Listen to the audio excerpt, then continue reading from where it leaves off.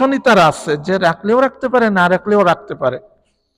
কিন্তু এখানে একটা বিষয় আছে, যে আপনি যে এই যে রমজানের রোজা আপনার অত কষ্ট হয় নাই, কিন্তু এই যে রমজানের রোজা যে পরবর্তীতে আপনি কাজা করবেন, ওই সময়ের ফজিলত আর এখনকার রমজানের সময় রোজা রাখার কারণে যে ফজিলত, এটা কি কখনো সমান হবে?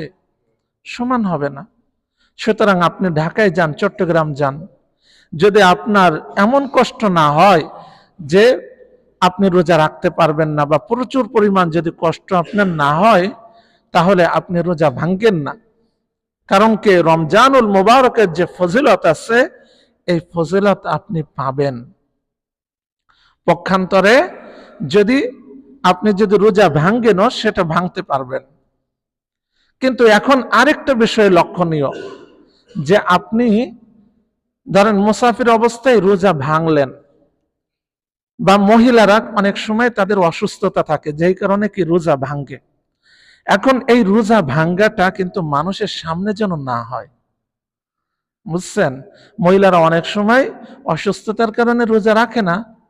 এখন এটা যদি ছেলে মেয়ের সামনে হয়, বা অন্য মানুষদের সামনে যদি রোজা খেতে থাকে দিনের বেলা, তাহলে তার খারাপ একটা ধারণা আসবে যে রোজা রাখে না, সে তো জানে না যে অসুস্থ।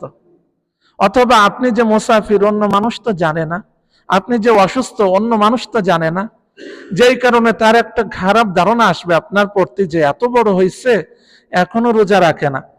এই যে বদগুমান, খারাপ ধারণা, এটাও কিন্তু একটা গুনাহ। তাহলে আপনার কারণে যে আরেকজন মানুষ আপনার প্রতি খারাপ ধারণা করবে, এটা কেন করবেন? এই জন্য আদব হচ্ছে যে আপনি যদি রোজা নাও রাখেন, কোনো কারণবশত, হয়তো মুসাফির হয়েছেন, না হলে অসুস্থ হয়েছেন, মহিলারা অসুস্থ হয়, তাহলে আপনাকে অবশ্যই একটু গোপনে রোজা খেতে হবে, গোপনে। তাহলে এই বিষয়গুলো যদি আমরা খেয়াল রেখে আমরা যদি রোজা রাখি, তাহলে দেখা যাবে আমাদের রোজাটা সঠিকভাবে আদায় হবে।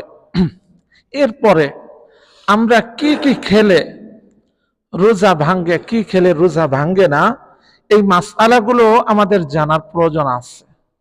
এমনি ইচ্ছাকৃতভাবে খাওয়া আর অনিচ্ছাকৃতভাবে খাওয়া, দুটার মাঝে পার্থক্য আছে।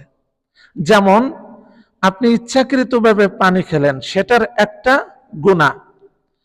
আরেকটা হলো অনিচ্ছাকৃত, যে আপনি খালে গেছেন, নদীতে গেছেন, ঝাঁপ মারছেন, তখন দেখা গেল হঠাৎ করে আপনার গলার ভিতর পানি ঢুকে গেছে, পেটে চলে গেছে। অথবা আপনি কুলি করতে গেছেন, আপনার ইচ্ছা ছিল না যে